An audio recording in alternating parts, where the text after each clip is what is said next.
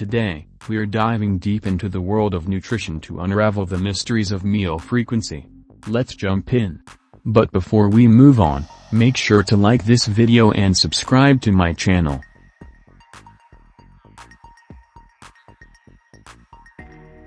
Support for frequent feedings was provided by Areta and colleagues, who investigated the effects of various distributions of protein consumption on anabolic responses.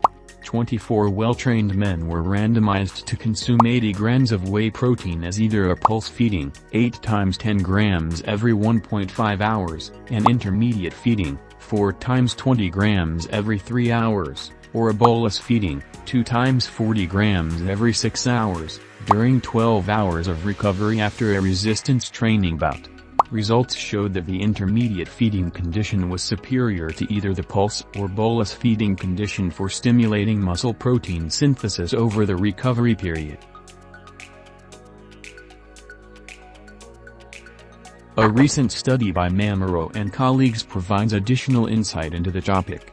In a randomized crossover design, 8 healthy subjects followed isoenergetic and isodetrogenous diets at breakfast, lunch, and dinner for 2 separate 7-day periods. During one condition, protein was distributed approximately evenly throughout each meal. In the other, it was skewed so that almost 2/3 of the daily protein dose was consumed at dinner. Protein intake was sufficient for maximal anabolism, amounting to 1.6 grams per kilogram per day.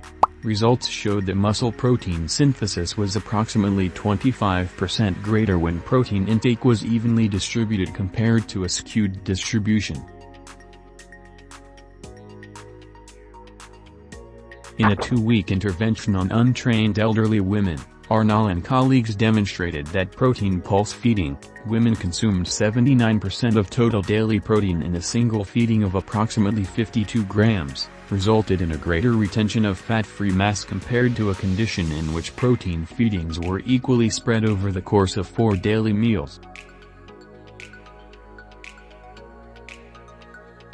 Arnal and colleagues found no difference between pulse and spread feeding frequencies in a group of untrained young women.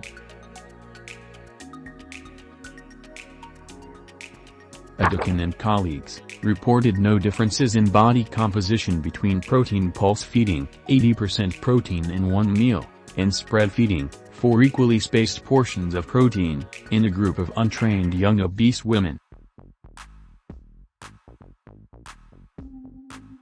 At least 3 meals consisting of a minimum of 25 grams of high-quality protein should be consumed every 5 to 6 hours to maximize anabolism. If you have any lingering questions about health and fitness, feel free to drop them in the comment section. I'm here to help you on your wellness journey.